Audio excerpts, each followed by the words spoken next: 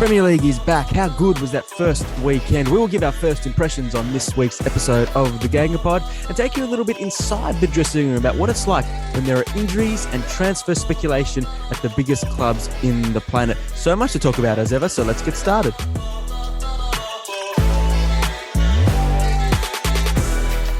Yeah, how good was it to have the Premier League back? Full houses across England as well, crowds pumping.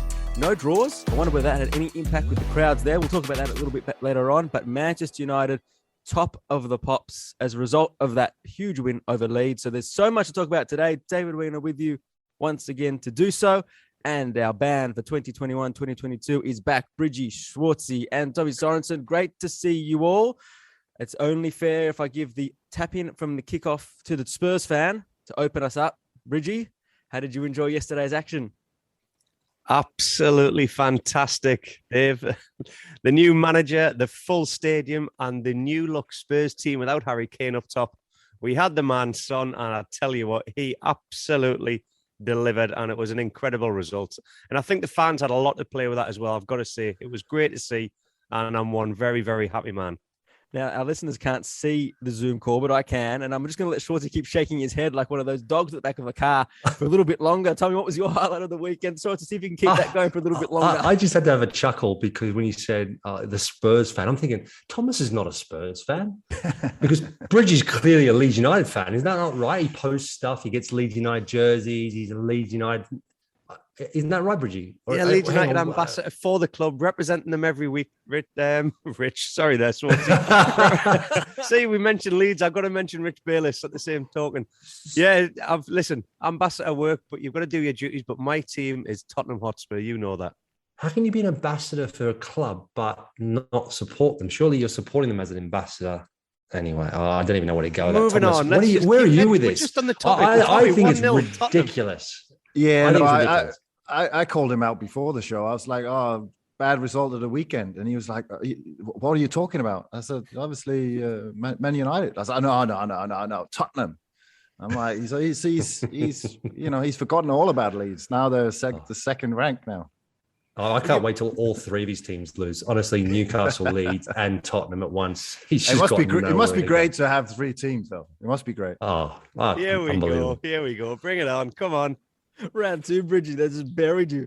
Anything you enjoyed over the weekend, Tom, or was it just seeing all Bridgie's teams lose? No, I thought it was, first of all, fantastic to have the fans back. We'll touch on it. Great to see Brentford, the first game of the season, and just see the atmosphere there and the spirit they showed. Individual highlight, I've been hard on this guy, but I must say Pogba was absolutely amazing. He's a player that, I tend to love and hate, but against Leeds, with the assists, and I thought he was top class. And if he can produce, if he can get a good season out of Pogba, it'll be hard to stop Man United. Was that his first 90 minutes where he performed at that level? For Manchester United, I mean. It's been the performances I think everyone has been, looking forward to. I think we've seen it in the past. It's just not been on a consistent level. And that's the question mark all the time, is that he sort of pops up and then he does brilliant things and then he disappears for a couple of games and then he's out of the team and then there's transfer talks and then he's back in and it's his last year now in his contract. So does he stay at United? Does he go? He's had one good game. Let's see what he does next week and the week after. Yeah, I agree. For once, I agree with you, Bridgie. Well, that's the thing, isn't it, Schwartzy? And you've been vocal on him in a constructive sense for a little while. And when you look at the fact that in one game he beat his assist record for an entire season, I suppose that sums everything up. And a lot of the commentary since then, you can either have people saying, what a performance, he's going to be a star this year, and there's another band going, that's the level he should be at regularly. Or you might not be doing 4 assists a game, but you've just got to be at that influence week in, week out if you want to be the star that he claims to be. Yeah, that's the thing. I agree with Thomas. He was outstanding, and it's kind of I can only imagine what a lot of United fans feel. I mean, I don't watch all United games, but a lot of games that I've watched, that's the only game I've seen 90 minutes of Paul Pogba delivering what one would expect from him, the ability that he possesses, what he's done on occasions for France, or more consistently, certainly. I've just not seen him do it for 90 minutes for Manchester United, other than on the weekend for the first time. Is it a coincidence it's happening in the last year of his contract? Who knows? Let's wait and see what happens. But you want to see that every week. If he performed, or at least most weeks, sometimes you have dips in form. But I think if you see that more consistently, then we can start talking about Paul Pogba being a world-class player. At this stage, he's not. But his performance on the weekend was absolutely world-class. And let's hope that performance continues. £120,000 a week or something absurd. I saw this morning that Paris Saint-Germain are offering for next season now. Obviously, this season they've had a little bit of a distraction with their transfer strategy. So, Paul, can you wait a year for us, and we'll load you up next year if you want to come on a free? That's all transfer gossip, but that's not gonna go away, and if he doesn't sign a new contract at Manchester United over the coming weeks and months. Schwartzy, we'll discuss United in the next chat a little bit more in depth. But your highlight of the weekend, and it's great to see you out and about as well, while we watched on from our screens here too. Yeah, of course. I loved being at the Brentford Community Stadium. I loved the whole experience, actually, going to Griffin Park. I think I'd played there once before with Middlesbrough against Brentford. The whole atmosphere, the excitement of being, obviously, for a lot of fans, their first time in their new stadium, which was already a year old, which is crazy to think that that was actually the case. So the first time it was full because of the pandemic. Unbelievable atmosphere, really cool little stadium. It comes from nowhere. You kind of rock up and you go, where is it? And it's behind this hotel, and it's bizarre. Then you get in there, and the first thing I thought was, this is going to be intimidating for people, and there's going to be a lot of players and teams that are going to struggle to play here if they go in your face, if the crowd are up for it, which they were more than up for on the weekend. I know that one of the coaches at Arsenal, Steve Round, I think he's like either assistant or first team coach. And I spoke to him briefly before the game as they were warming up on the pitch, and he said, we've had obviously a setback with the Lacazette and Aubameyang being ill, but it's a good opportunity for these young players. You've got some good young players. And I said, but I'll tell you what, it's going to be tough tonight, because this is a tough place to play with people on top of you, and it's going to be either the making or breaking of players. And I think it's going to be a really tough challenge for you. And I actually said to a lot of Brentford fans, I fancy them tonight. Arsenal were there to be taken, and they took their opportunity and could have won by more. I think we commented on this in one of the podcasts gone by last season, when a lot of the players that were breaking through from clubs around the country or around the world that hadn't played in front of fans before, how it was going to impact them when there were stadiums and what influence they were going to have. And I think Swartzy just summed that up perfectly there. There's players that haven't played in front of a full house as yet in their career for first team football. And it's going to be interesting to see how you adapt to that, because I've seen training ground players and then you put them in the first team and they don't do it. And the training ground players, I've seen other lads that don't do it on a regular basis in training, but you put them over that white line and they can perform. They're entertainers. So the fans played a massive part in that result. Swarty, the best part for me, that highlight, Swarty, had to be the camera shot of the old guy watching Brentford win 2-0 over Arsenal. He had tears running down his face. That, for me, summed up why we love football. Yeah, there was another really cool moment as well, where Thomas Frank went over to a young supporter in the stand, and the kid was he's been ill, and he went over to him, and the excitement and the joy in the kid's face, and obviously Thomas Frank's excitement and the way he played up to it. And I spoke to him after the game, and he was just just so over the moon with it all and excited about it. And it was like a kid in a candy store.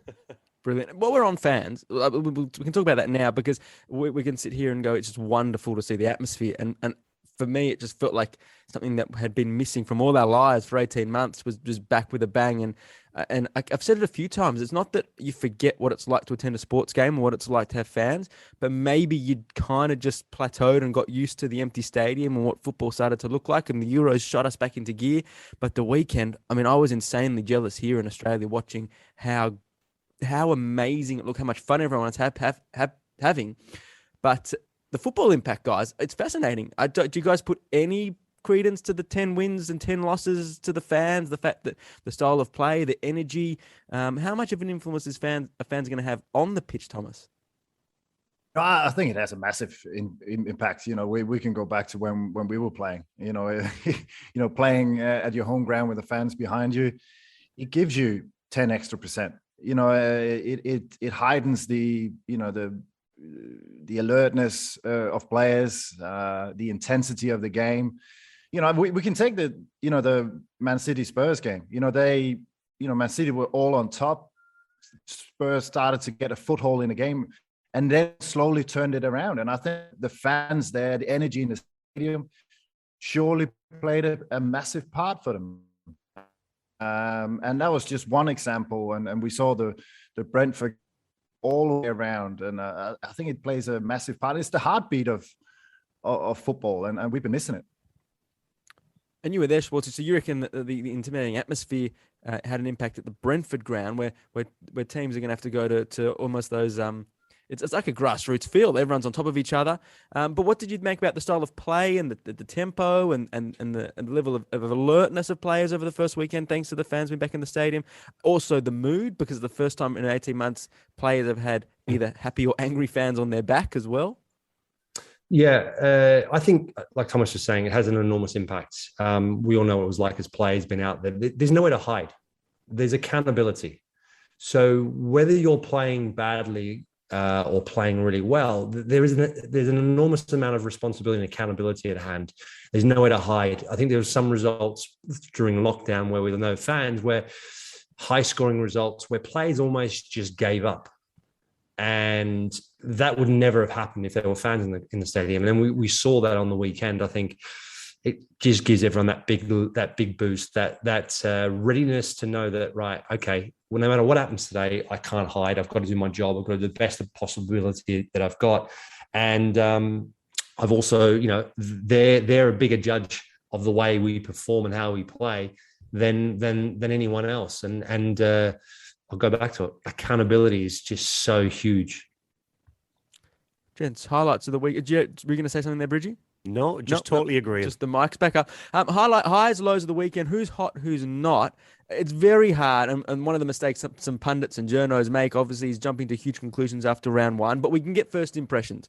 We certainly can see who's got work to do, who's going to spend a little bit more time in the transfer market, who's exceeded our expectations already, who's had a good preseason, all that kind of stuff. And we're still got to make those calls after the first week. So, Bridgie, who took your fancy this week in terms of, came out of the blocks and really set the tone for the first week of the season? Dave, this will put a smile on your face because it was your boys, Chelsea. I know that they were coming up against a team in Crystal Palace that have obviously had a change in manager, Vieira. Everybody's out to impress, waiting to see what is going to go on after Roy Hodgson has departed. Is it going to be a new change? And I'll tell you what, Thomas Tuchel and Chelsea just came out, and that's without Lukaku, by the way. Havertz was on the bench. They've had the injury, I think was Ziyech got injured, wasn't it? Mm-hmm. And yep. I'm thinking, what's going to happen here? They came out, they controlled that game from start to finish, and they were clinical as well. And they were very, very hot, mate. So I, after watching the performance that they put in, I was absolutely blown away.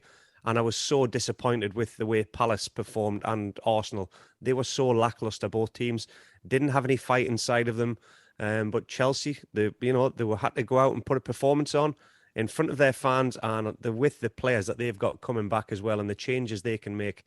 Thomas Tuchel, I think he's an absolute genius, Dave, and yous have got him. With Chelsea 3-0 wins over Crystal Palace, and Marcus Alonso with an amazing free kick to kick things off, Christian Pulisic, and then Trevor Chalobah. How good is it to see a young kid just live his dream? And that was absolutely magnificent. Neutral or Chelsea fan or not, it's lovely to see those stories at the highest level. Thomas, what about you? Again, there's a lot of question marks with obviously Liverpool, and I thought they were very impressive. I know Norwich probably showed some of the weaknesses that they had last time around in the Premier League. Exciting going forward, but probably not good enough at the back. And I think Liverpool put in a very professional performances. We saw the best of the front three. Van Dijk is back. I think they'll go far this season. So they impressed me. Because that was a game where a little bit like the Arsenal at Brentford, where, you're up against a tough team away from home in your first game, you'll be tested. And I think they lived up to and did well enough to deserve the win. 3 familiar scorers in that performance, of course, Salah, Firmino, and Jota. And just talking about, we did, I'm not saying we overlooked them last week. They were in all our conversations about the top 4, but looking across the whole Premier League world, they are the least tipped title winner out of the big 4. Most people are going for the other 3 teams. I do wonder whether, though, having that energy back, a new style of football this year, with terms of the crowds back and that furnace at Anfield, this season might suit them a little bit more than people give them credit for, Tom. And do you think, from what you saw on the weekend, that, and you can't judge too much into the Norwich game, but it looks like they might be able to build into the Liverpool that we knew pre last season? Yeah, I definitely, the home record was always good before the pandemic. And I think having fans back at Anfield is a massive boost for them. I still think there's question marks in midfield. Henderson is a year older, Milner, they've lost Wijnaldum. Can someone step up there or can they find someone, before the transfer window closes? I think that's probably the only question mark I have, because all over the pitch, they look, as strong as they were a couple of years ago. I definitely think they'll be higher up than people think at the end of the season.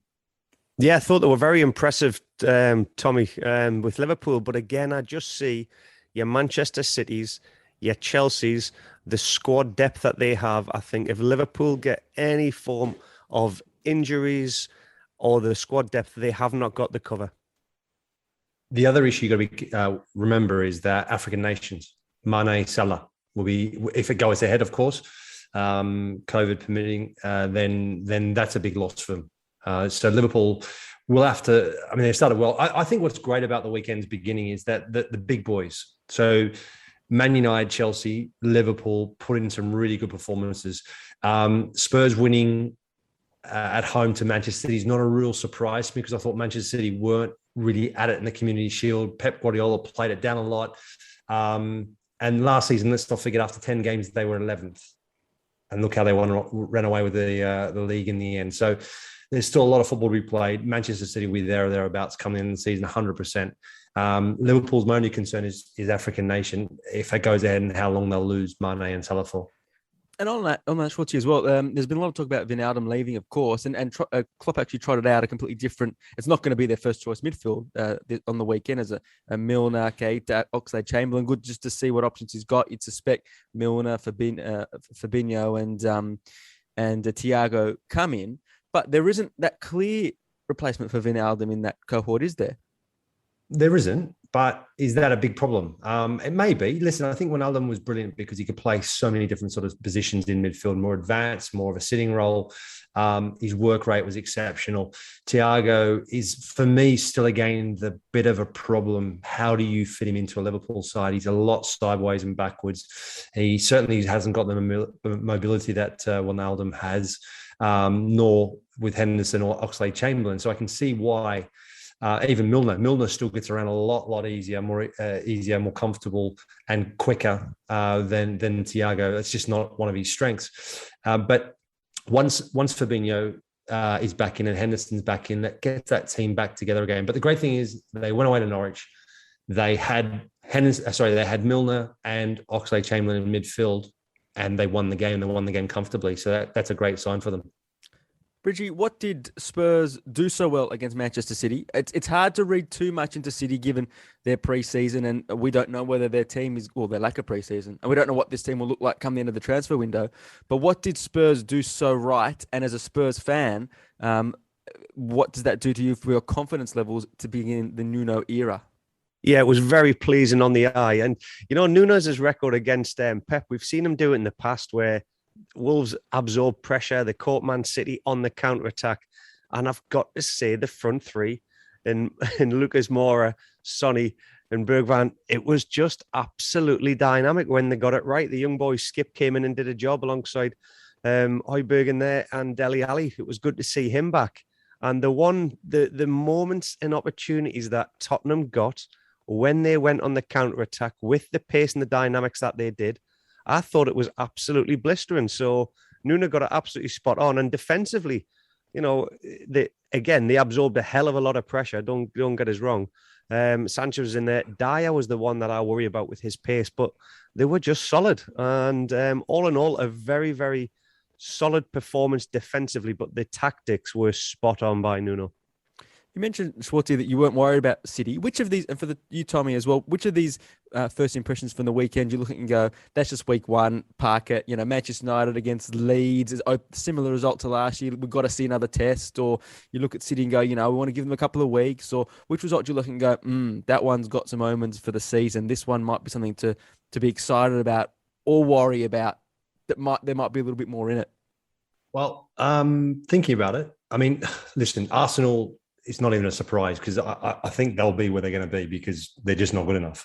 And there's a lot of talk about Aubameyang now, possibly Barcelona. I don't even know how that's even possible because Barcelona are, 1.3 billion euros in debt now, apparently. 103% wage bill that they've got at the moment, which that's without. Yeah, so, I mean, I don't even see that even being, I mean, it's fantasy football, that is. Listen, they'll all be tested. I mean, if you look at, for example, Chelsea's running over the next couple of weeks, they've got some early tests coming up. Liverpool's one of them in 2 games' time. Manchester United have got a chance now to go on a really good run. But again, it's one of those things. Manchester United against Leeds, there's the history there. There's the emotion. The fans are right up for it. It's such a big game for them, and especially for the fans. It's when they play the lesser clubs, how are they going to react? I mean, listen, they look brilliant. They look very, very good. But again, I'll have to say, I thought Leeds United were poor. And Calvin Phillips was a big, big miss for them. Maybe, I hope not. Maybe that's just a massive, massive wake-up call for Leeds United and their squad and their manager.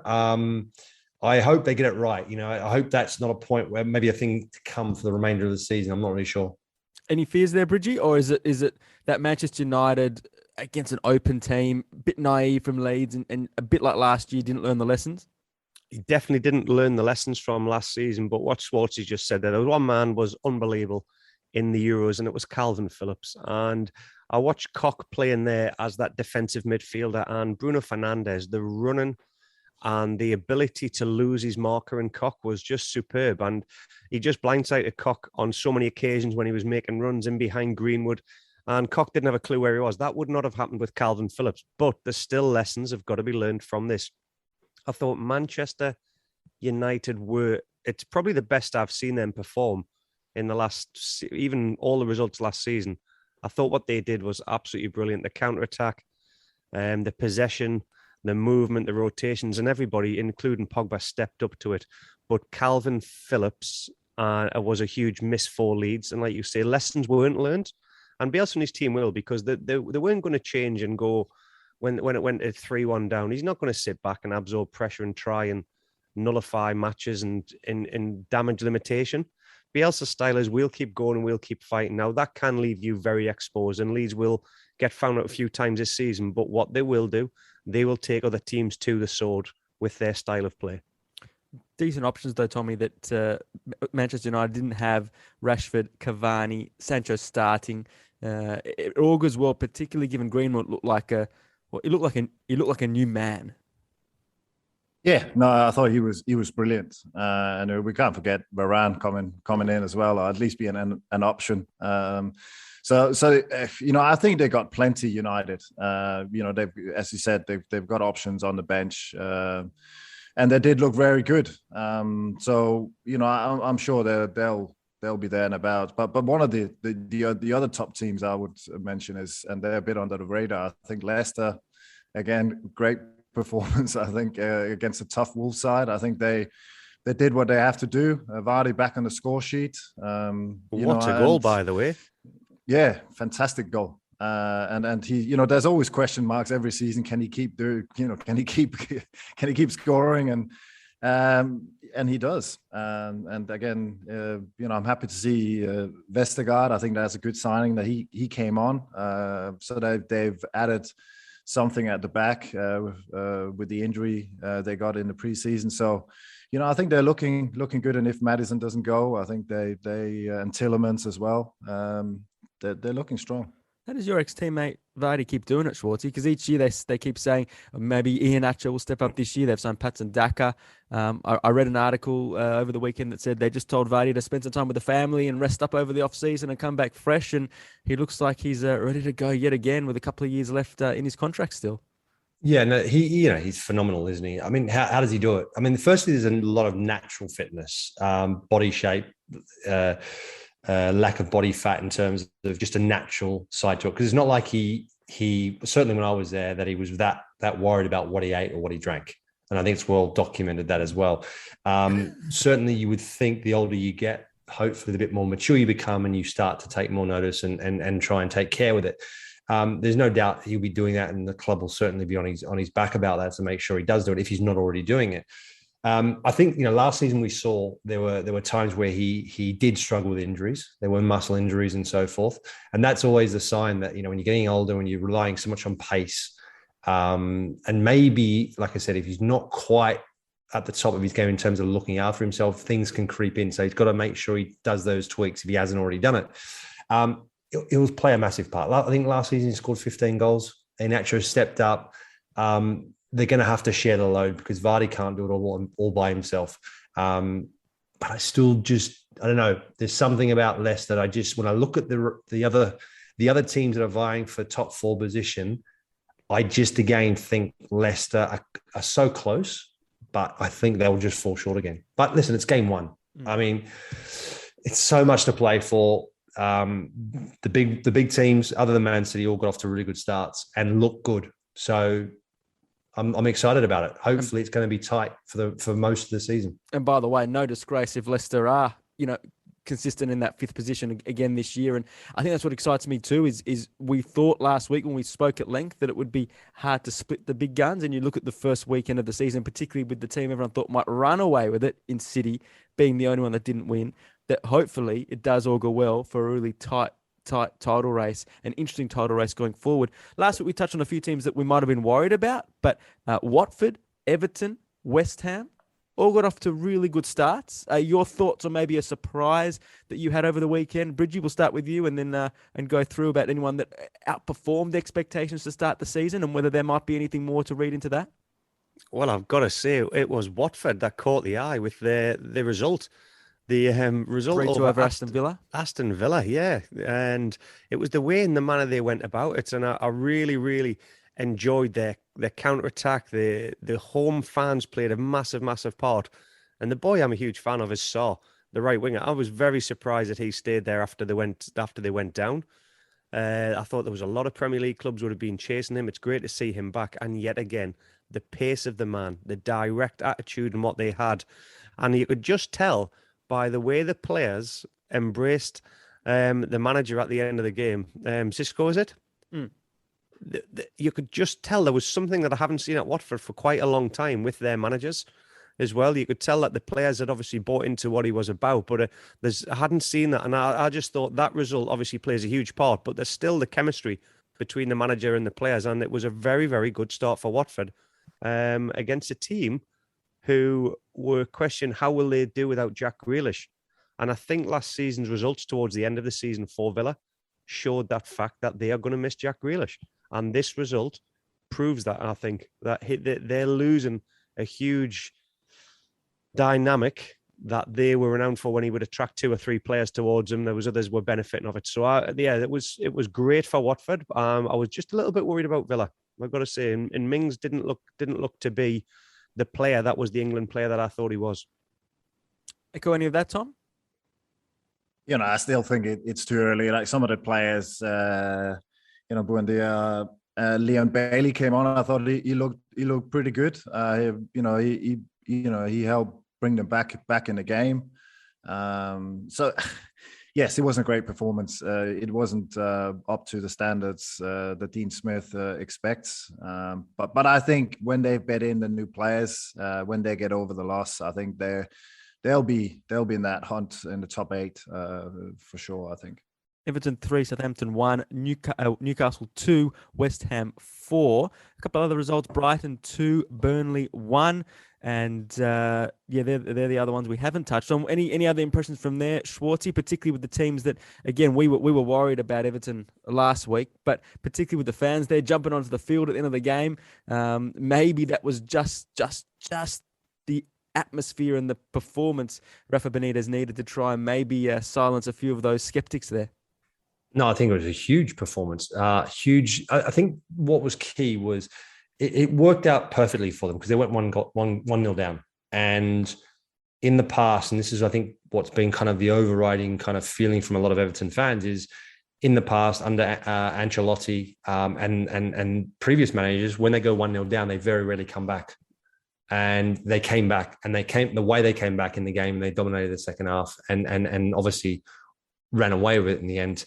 It's obviously key with Benitez to coach and manage the current players. Obviously, two players that he brought in Andros Townsend and Damari Gray made their debuts. They started in the 11. The rest were players from last season. So it's about Benitez getting the best out of the players that they've already got, because they've got some decent players there. They've just been underperforming.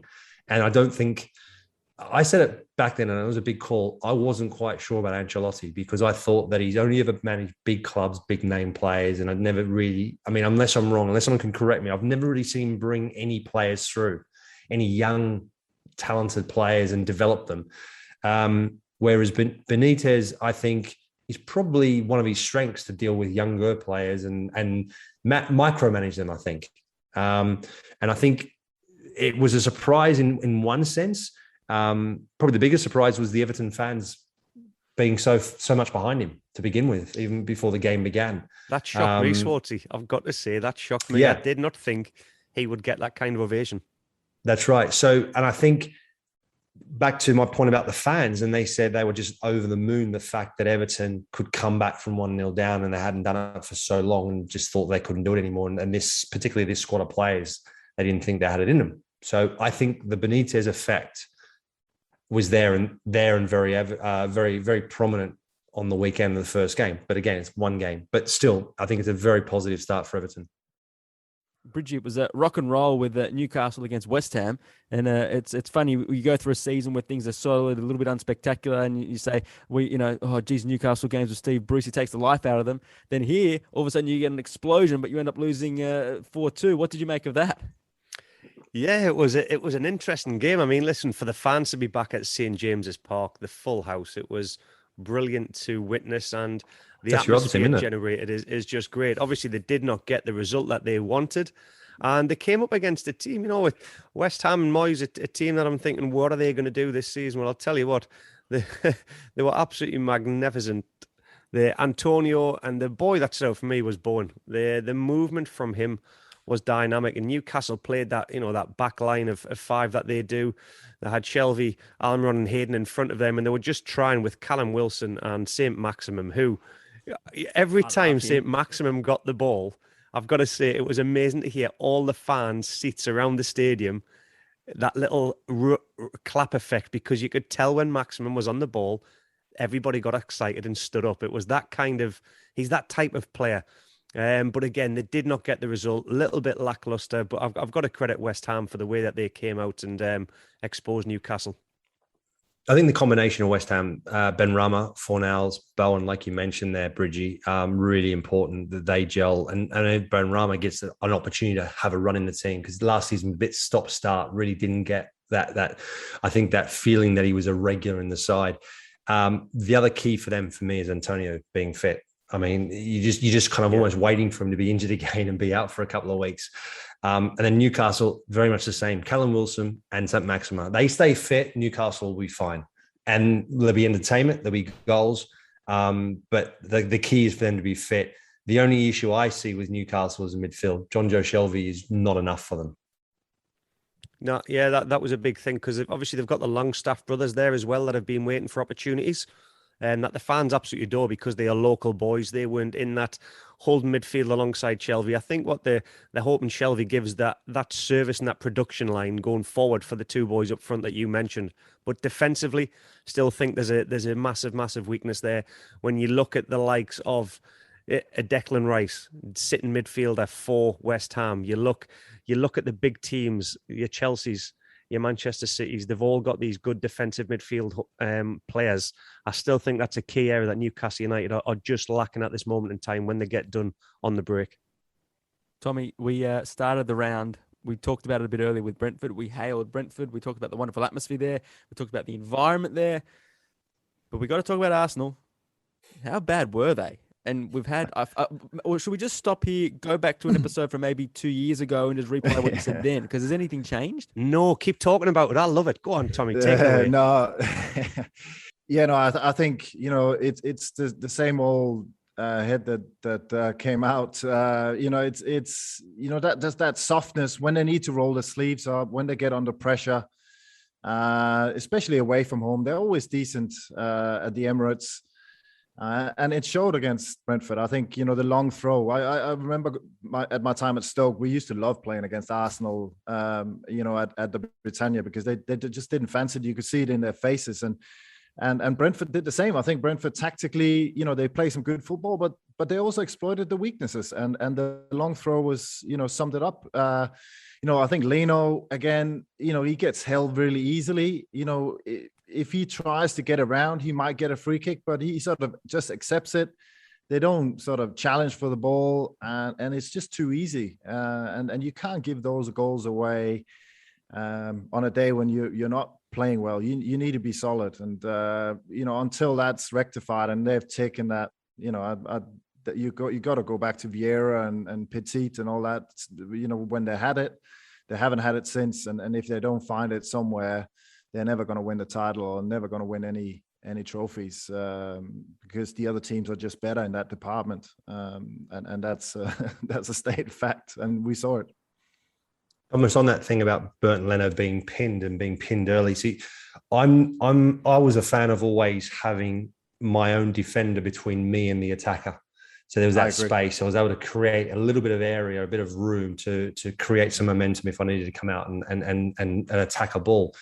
Whereas I see more and more goalkeepers, and I know Kasper Schmeichel was at Leicester, didn't want anyone there. He wanted to deal with the attacker himself. For me, that can create problems. It can allow what happened to Bernd Leno, get pinned in, be more focused on trying to deal with the guy in front of him, or he's not focused on him and he's allowed to be pinned in like Bernd Leno was. I mean, I think it's a foul, but the referee obviously doesn't give it. But for me, you invite danger and problems onto you if you don't have an extra defender in there to deal with that player. Yeah, but I also think from a goalkeeping point of view, if he tries to get around him, if he starts fighting him in the more obvious reason, when he knows he's being pinned, he gets a free kick, but he sort of just stays behind him. I know he's got the arms around, but it's not obvious enough for the referee to give it. I think he has to take that charge when he says, okay, I'm in trouble here. He's got to do something, and he doesn't do anything. And I think that that leaves it in that gray area where he doesn't get the free kick. We said we don't want to get carried away in round one, but the truth is Brentford was the winnable game, or the most winnable game for Arsenal of the first three. When you look at Chelsea and Manchester City to come, Bridgie, Arteta was under pressure last year. What has to happen in the coming weeks for that speculation and that focus and that intensity on what is going on at Arsenal not to go to the next level for Mikel Arteta? Well, I've got to say off the back of what the boys were saying there, I thought that goal might have been disallowed from VAR because I agreed that it was a foul. The amount of times I try to do that to goalkeepers, and you try to, I used to love trying to put my back two studs on their toes just to pin them in and get them to push me and play a game with them just to annoy them. But I did think that was the wrong decision. It should have been disallowed. However, that performance from Arsenal, like we say, I thought was absolutely disgusting. I don't know whether we read into too much about Aubameyang and Lacazette being ill, because I thought Arteta's interview was very, very clever afterwards, or even before the kickoff, when he said, it's not excuses, it's about change. We're going to have to get used to change this season. I don't know whether he's talking about the whole board or whether he's talking about his club or all the clubs, about if people are sick and illness, we've got to take it as if it could be the COVID. So the two players that obviously have come out now, Aubameyang, is he going to Barcelona? Or are they going to swap Coutinho or something like that? I don't know whether we read too much into that, but there's definitely still a bit of disruptions going on behind the scenes at Arsenal. Now, where do they pick that up, Dave? Well, I think it's a couple of easy weeks for them because they've got to take on Chelsea next week and then Manchester City. So if you get results against the two big boys that have started this season unbelievably, then everybody forgets about the Brentford game. However, if you lose against Manchester City and you lose against Chelsea in the up and coming weeks, then I'll tell you what, the boys and girls, when we were all discussing on Instagram, on the Opta Sport Instagram pages, who we thought was going to be the first manager sacked, I had said Hassan Hüttl. A lot of people went for Mikel Arteta from our pundits across the board. And if he doesn't get them first three results and he's sitting on 0 points, I'll tell you what, the axes and the knives will all be coming out and they'll be aimed at him. Yeah, it'll be about the manner of it, won't it? They are two games against opponents that are going to provide formidable challenges, but they cannot be meek in those couple of games. There, Thomas Frank, tell us a little bit about your compatriot and what should we know about him and what's his status like back home? He's gone under the radar. He's got a big history, in the youth setup. He was never a decent player himself. I think he played second division in Denmark. So he got into player development very early. He actually coached with Hjulmand, the present Denmark coach at Lyngby for a little while. And he sort of just built a reputation of being a very inclusive coach. He loves building, team building, takes a lot of, inspiration from the All Blacks and the way they do it. And that's how he recruits players. And that's his mantra at Brentford is, it's club first mentality. We gotta win as a team. And then obviously exploit the individual qualities that players have. But the way he went to Brentford as an assistant coach and has worked his way up, I think, and with the disappointments of losing the playoff final and then coming back and keeping that's a testament to him, having the players on his side and keep pushing and keep developing. And, I think it was a great culmination up until now against Arsenal. It looked, your interview, Schwartzy, and also just his demeanour at the game on the weekend, he looks like a character that we're going to enjoy watching over the next couple of months. Yeah, I think we will. I think we will. And I think the way that Brentford play as well, obviously, high intensity, high energy, and like Thomas was saying there, togetherness, team spirit is an all-time high. The test is when you have a couple of bad runs. But this side, if you look at their work rate, it was pretty impressive. I mean, Ivan Toney in particular, you talk about big striker.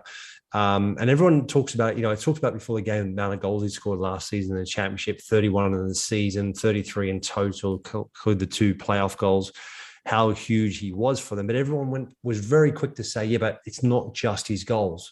It's his work rate and his assists. He's creating opportunities for his other teammates around him.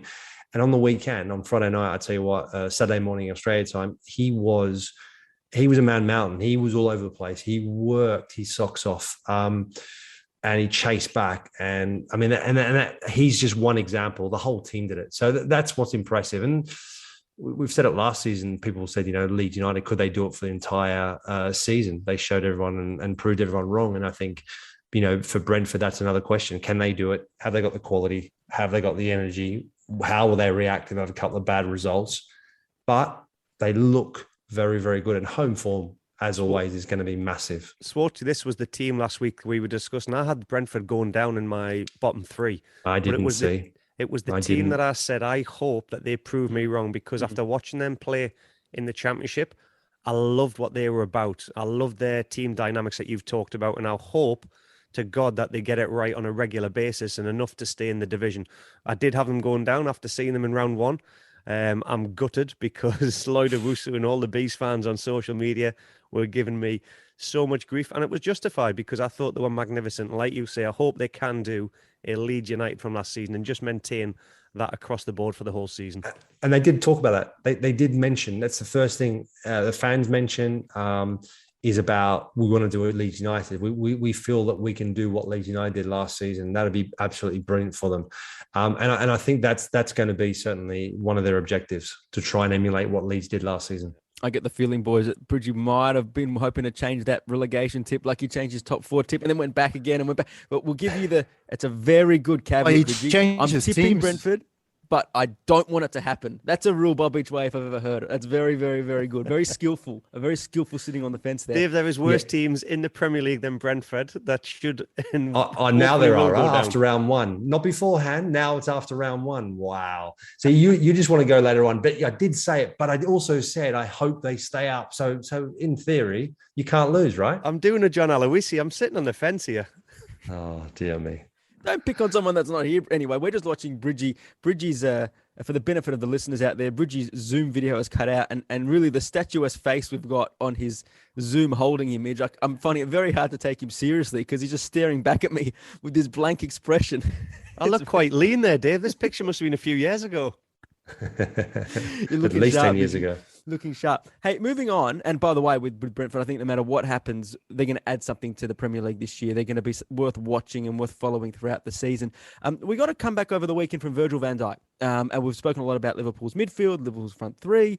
And there's been a lot of commentary about, yes, Van Dijk's back, so it adds a lot to Liverpool. I want to ask you guys just about, we take that sometimes in the media, we take it for granted. It's very frivolous. Virgil van Dijk's back and Liverpool are back. But my goodness, what has it taken for Virgil van Dijk to get back? Can you guys take us into the challenge, the journey, and the emotion that he must have had on the weekend to step back out on the field after so long and look so decent after so long away? I want to go peel that story back and actually look about what it would have taken for him to come back. We'll kick off with you, Thomas, and I'd just love to hear what you thought watching that as a player about him coming back to the field after an ACL injury. Yeah, so as you know, what we see as fans is obviously him going off, and then from then on, the season continues, games keep flowing, and then he reappears. But for him, it would have been very tough. I think he's even come out and stated it. And for us, I thankfully haven't had serious injuries that lasted 6, 7, 8 months.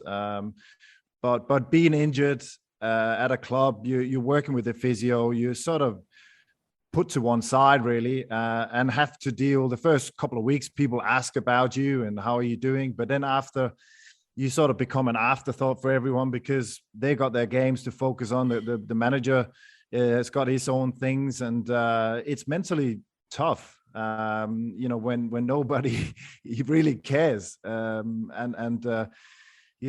he would have obviously seen the Euro slip away as well.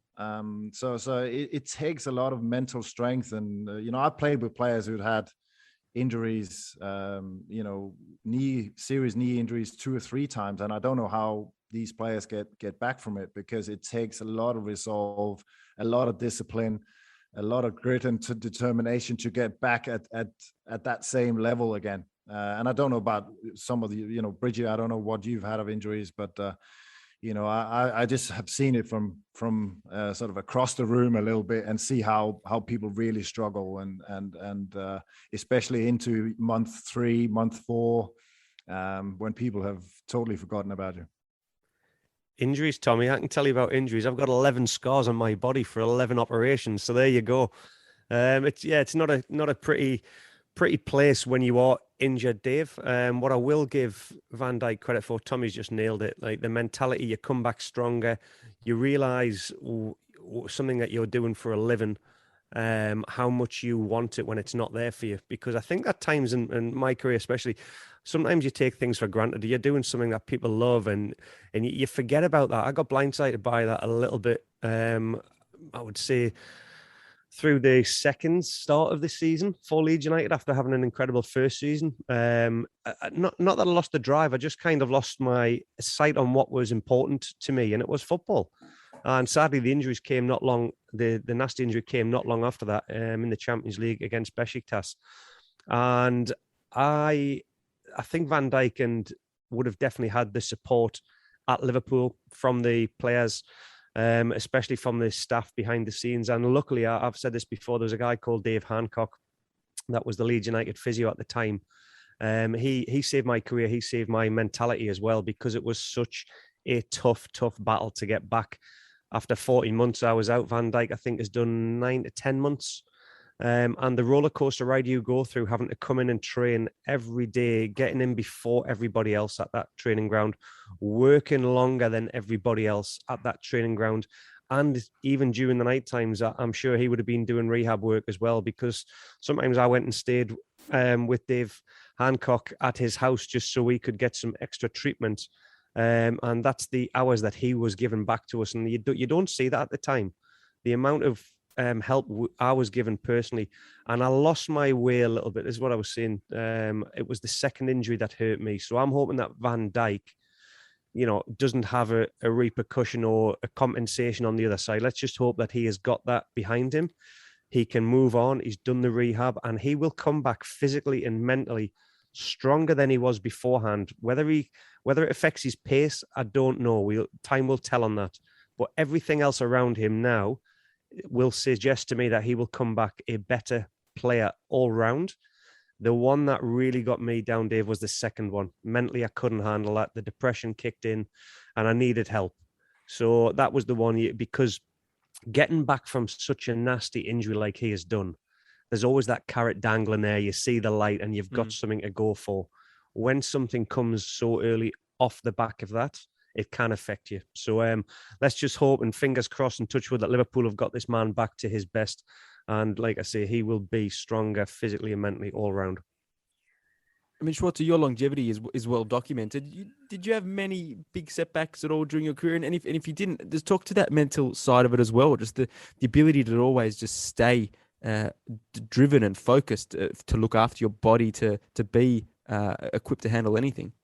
I was fortunate. The only really bad injuries I had were like broken bones. So there was nothing in terms of ligaments or muscular. I had a couple of little ones, but nothing major. So, I mean, the longest injury that one thing that kept me out was like 5.5 months, but that was also because it was like a bit of a mess up. I broke my fibula and it was cracked, and then it broke completely through, and then it wasn't in line. It didn't heal. And then it was determined too late. This was really early when I first came over to the UK. So the medical side of it wasn't as anywhere near as advanced as it is. That just basically very, very rarely would ever happen these days. The other one, I mean, I broke one of my vertebrae. So I crushed the top part of it. So I was it was a bad injury, but it wasn't something that was going to necessarily keep me out for a long period of time. It was serious, but it was only 10 weeks from start to finish. And I think Bridgie touched on it there about the amount of training you do and how isolated it is and lonely it can be and how intense it can be. I was training 4 times a day for about 3 weeks full on, probably 4 weeks full on. That's hard, but I had the light there at the end of the tunnel, and I was getting better and better and better, and I was advancing my training all the time. So I can only imagine what it would be like to be out for 9 months, 12 months, 18 months. I mean, well, I can only imagine. There's no way in the world. I've seen it with players, and it's hard. And when you're playing, you take it on board a little bit and you try and offer something, but you're so focused on the game and training and making sure you're performing, you don't really take it all in of how severe and how difficult it is for those guys who do get injured and are out for long term. So it doesn't surprise me that people find it really difficult and have struggled with it. It doesn't surprise me at all, but there's a huge amount of mental strength that goes into it. And I think even more today, the support is there. I mean, it got markedly better throughout my career. And today I think the support is unbelievable. So I think he's in the best possible place to get back to the fitness that he's at and to be able back playing like he is. And by all accounts, didn't look like he was out at all when he played on the weekend. And I think that's the key. And Bridgie, I think, hit the nail on the head. So long as he stays fit, and hopefully there's no other bad injury to follow, because often you see it when players have ACL injuries, there's generally, or a lot of the times, a quick follow-up of another injury that keeps them out for a long period of time. So hopefully that doesn't happen with Virgil van Dijk. Rolls Royce, I think he was described as over the weekend with his performance. But actually, well, just following up what you said there about being so focused on your own game that sometimes what the teammate that's out there working by himself. I just want to bring that now into the transfers aspect because we heard the Spurs crowd singing "Are you watching Harry Kane" over the weekend when obviously they were doing so well against Manchester City, and that story is just going to keep gnawing away until that transfer window closes a couple of weeks into the season. What kind of you talk about? I want to just go what kind of impact that has in the dressing room when you see a talismanic figure like Van Dijk, or in this instance, Kane. So it might be through injury, it might be through transfer speculation. How much does that filter through to the group, and how much of an impact does that have positively or in a galvanizing effect or a negative effect on that dressing room? So you mentioned there before, Schwartzy, how in an injury sense, you're so focused. What when it is your talisman like a Van Dijk or a Kane, to what extent does that filter into the major group and have an impact? I think they're two very different things. So in terms of an injury and a player out for long term is very, very different to a player that wants away and then the crowd are kind of on your back a little bit about it, or on the team's back or on the player's back. With Harry Kane's situation, I don't necessarily think it was. I think it was more of a dig at we've beaten the team that you so desperately want to go to. We are.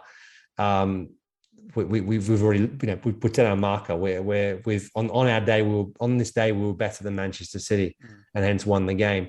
I don't think it's going to deter Harry Kane one bit. I think he's going to go. I think they're making all the provisions and everything that he is going to go. How does it affect the group? I think the group, knowing a little bit about Harry Kane and how he's been the ultimate professional since he's been at Tottenham, I think the vast majority, I think actually every single one of those players won't have a problem with it.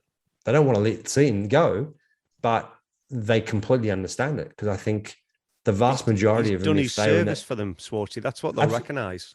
Absolutely. And every one of them will probably be thinking, if I had that opportunity, I'd be wanting to go as well. Correct. And I think the other thing that you look from that when you see that, Walker went, and that was a big loss for Tottenham Hotspur. He's gone, he's won things. We saw Trippier leave. He's gone, he's actually won things. That's the one thing that Harry Kane has also in his favour, that he's done his time. He's helped the team out. He's scored goals. He's never once shrugged on his responsibilities. He's always worn that shirt with pride. And it's got to the point where the biggest spending club in the world has come for you. They're going to win things, no doubt about it. Harry Kane has got that opportunity. So there's no doubt that is going to tickle your fancy. And I think he's handled. It tickles my fancy, definitely tickles my fancy, mate. Thanks. And he's been impeccable the way he's handled himself, I feel. So I wouldn't see any problem if he did. But again, what Swartzy was saying there, I find it funny. The fans were tongue in cheek saying, "Oh, you're watching Harry Kane," because they're beating the team that wants him. So this is the kind of funny banter that I've absolutely missed all of last season, listening to the real fans' atmosphere instead of these, the recordings that we had putting out. It's just been great to hear the banter again with the fans towards the players and the other set of fans. So is that right, Tommy? So inside the dressing room, you basically you're all focused on yourself, and you don't worry about the broader speculation, whether it's Kane, whether it's whatever's on the front page of the paper, because this is a weird one where the transfer window goes 3 weeks into the season. To what extent is that a impact anything that goes on to the playing group, or is it just all for us to talk about and keep us busy on a Monday to Friday here? No, I think it is a distraction to some point. I think the players obviously would love him to stay, but like Swartz and Bridges said, they also want a solution to it and understand that he wants to leave.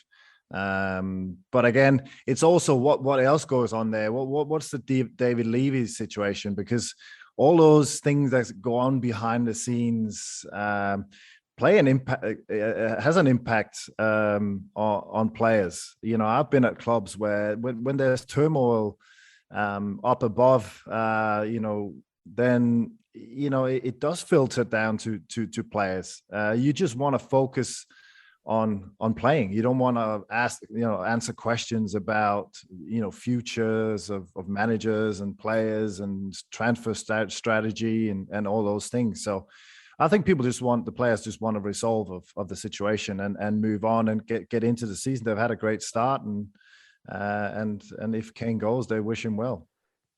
Dave, off the back of that, I'm going to go to Tommy and go back to the pre-season at Sunderland when you travelled to Denmark with Peter Reid and the team, and myself and Alan Johnson were left behind. Can you remember that? Yes. So me and Jono wouldn't sign a contract at Sunderland at that moment in time. Me and obviously that was the season I moved to Leeds United. Peter Reid decided. Rebels. Tommy Pierce said, they said, is someone missing? No, one's missing. Well, this is what I was going to say to Tommy. We got left behind Just on a leave. pre-season trip, just train with the youth team. That's how we got handled. So I want to know if, Tommy, if that had any effect on your pre-season with two lads that, were potentially going to be leaving. There you go. Or whether you just forgotten about us and couldn't give a crap. No. Obviously, it hurt you, Bridgie, because you're still.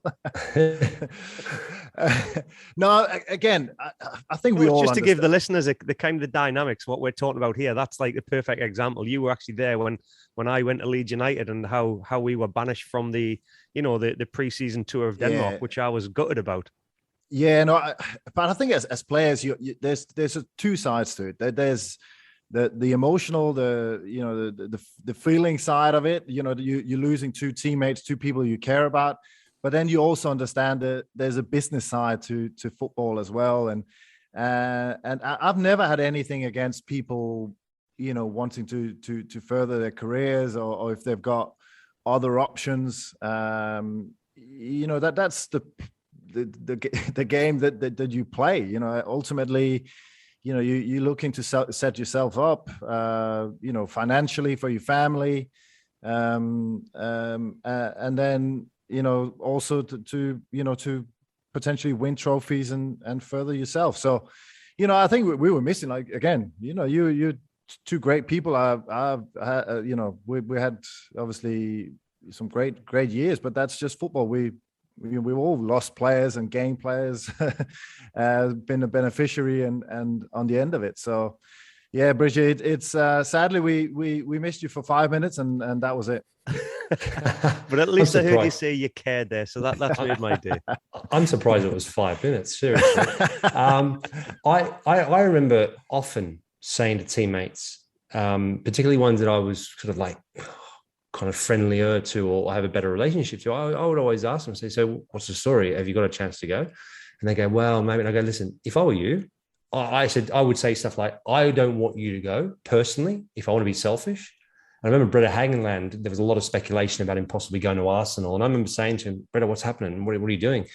And I said, ask is it true Arsenal's interested? And he goes, listen, as far as I know, I've not heard anything. And I said, great. I said, it's great that you're not going because I don't really want you to go. But however, if it's true, mate, you'd be mad not to go. Yeah. I mean, that's because you're saying you can see the bigger picture for somebody's career. And I think that's why the Tottenham players will be accepting it a lot more than the Tottenham fans will be, because we're losing our talisman. Yeah, interesting stuff. And I guess the Villa teammates would have thought the same against Grealish, perhaps, that as much as they would have wanted to hang on to him, this was his, dream to play in the Champions League and play at that top level and be coached by Guardiola. I imagine it would be a similar thing. And we almost saw it with the club and the way they released it with their statement. That's kind of like the sentiment that they had there with Jack Grealish. I mean, from a Villa point of view, Tommy, is that how you think that would have gone down? And while we're on him, what did you make of him in the opening game? Yeah, no, again, it's back to it. I think, that's the position that all players want to be in. Like you want to be hunted by the biggest clubs and again, play at the biggest stage. And I don't think anyone begrudge him. Now he's been a Villa boy, Aston Villa boy, and has done his hard yards there. Again, going on to his first game, I think you saw glimpses, but you also saw, he worked pretty well with Sterling, I thought, down the left side. But again, there's also room for improvement. I think, I still want to see how they're gonna get the best out of him. How Guardiola is gonna elevate his game to the next level. It was a bit up and down, I thought. If I was Dean Smith and I was the owner of Aston Villa, Tommy, I would have been driving Grealish there myself for 100 million, because I don't know how long these transfers can continue at this kind of price tag. And I just think it was incredible business. He's done his time. Yeah, of course. He signed that Yeah. long contract. I think it was smart of Villa to tie him back down to a long contract to get the extra sums on top and figures. And, when somebody, I honestly thought Villa, when they said that price, were thinking this will just get rid of Manchester City. And they came back and delivered the price tag, and it was kind of like, whoa, here we go. Let's just get this deal done. So I thought it was handled very, very well, and I thought he had a decent game, but not spectacular. But again, I'll never judge somebody in the first game. Yeah, now some of those touches worth the price of admission alone, and it'll be interesting to see how he integrates into that team going forward, and who drops out, and if those players that do drop out end up staying at the club by the end of the window in a couple of weeks' time. A funny one to end off with, guys, and we're going way off track here off what we've been talking about, but talking about transfers, Diego Costa. Is he a former teammate of yours, Schwartzy? You were there with Costa, weren't you? I was, yes. Yeah. Atletico Mineiro in Brazil at 32 years of age, from Chelsea to Atletico Madrid to Atletico Mineiro. What do you make of that one at 32 years of age? Well, he likes the Atletico name, doesn't he? I'm a bit surprised, actually. I'm a bit surprised that nobody really was prepared. Maybe they were, and maybe he didn't get the money he wanted, or in the end, where he went, he's probably happy enough to go back to Brazil. I mean, I know he played for Spain and everything else, but he is from Brazil. I'm a bit surprised, but again, when you look at his injury record, when he was back at Atletico Madrid, it wasn't great. So maybe that also played its part. And Diego is he's great to have around the group if he's on side. If everything's going all right, he's great to have around.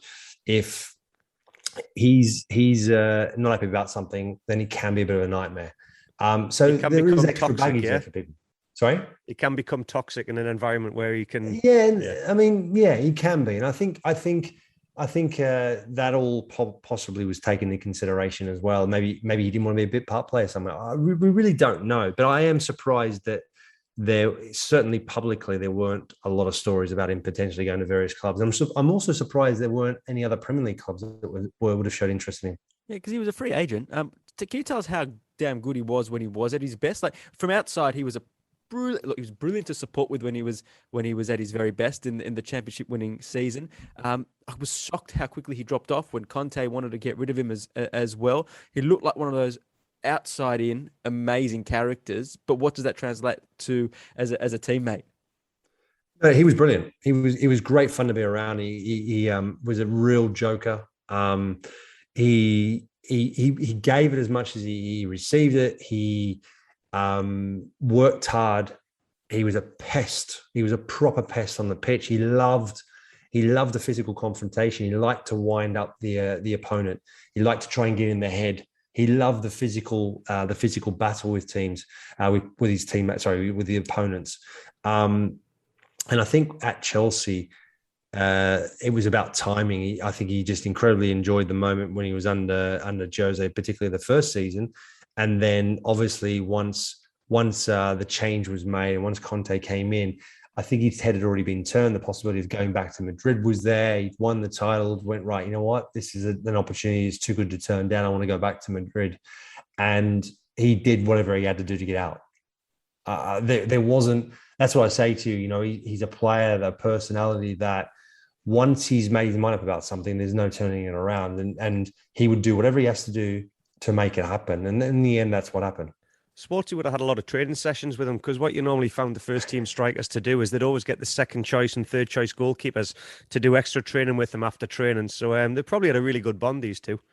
Yeah, I mean, Bridgie, the interesting thing about that is I'll tell you what it's like to be at a big club like that. It's great. You compete, you're playing European competitions. I'll send you the 99-2000 season from Leeds. That's all good.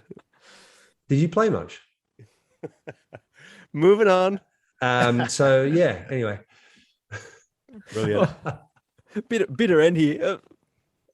That's what it's about. about. I'm just going to let the air clear. I'll let you guys sort it out for a minute. Go on, Bridgie. Schwartzy, Bridgie's you've frozen him down there. You've frozen him in our Zoom. He's just looking at you with those big eyes and just saying nothing back. Yeah, he doesn't know what to say, mate. I mean, yeah, I actually did work with him a lot, and he's right. When you are the second goalkeeper, third keeper, you certainly third keeper, you're cannon fodder. There's no doubt about it whatsoever. But I actually played against him when he was at Atletico Madrid. So I came on the Champions League semi-final in Madrid, and I got the better of him in that game. The return leg, he got the better of me. So, it was 1-1 in that regard. And obviously, then I had him as a teammate. And he would call me old man, and I would call him ugly man. That was all in Spanish, of course. Well, I'm now questioning myself, given I'm looking at myself through this Zoom and realizing that Diego Costa is younger than me. And I'm like, what? Hang on, I've just... Where'd the You're years definitely go? better looking than him, mate. Don't worry. You're way better looking than Diego Costa. Don't worry.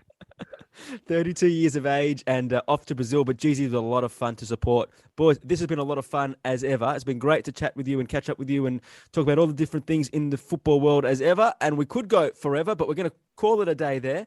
Schwartzy, good night to you. Bridgie, Tommy, good day to you. Stay safe, stay well. And to all the listeners out there in Australia, of course, I mean, here we are again. But look, we just hope that football provides a wonderful, wonderful, wonderful distraction for everyone. It certainly is for us. Boys, it's been good fun. Schwartzy, great to see you again.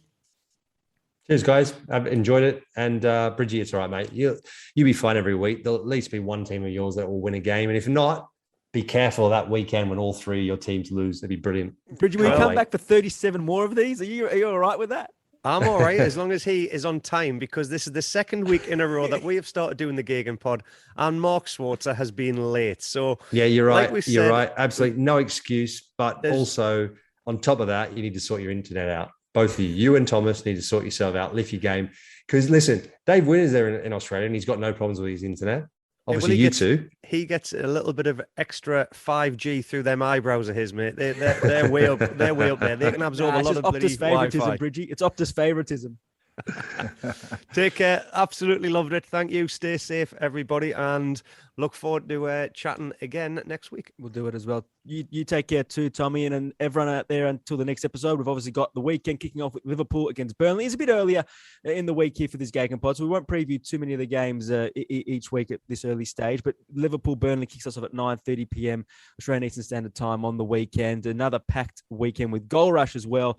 And the key game, the highlight game that we're building up to on the Optus Sport app, of course, is Arsenal against Chelsea at 1:30 a.m. on Monday morning, Australian Eastern Standard Time. Absolutely massive. So, as ever, until the next episode of the Geoghegan pod, enjoy your football.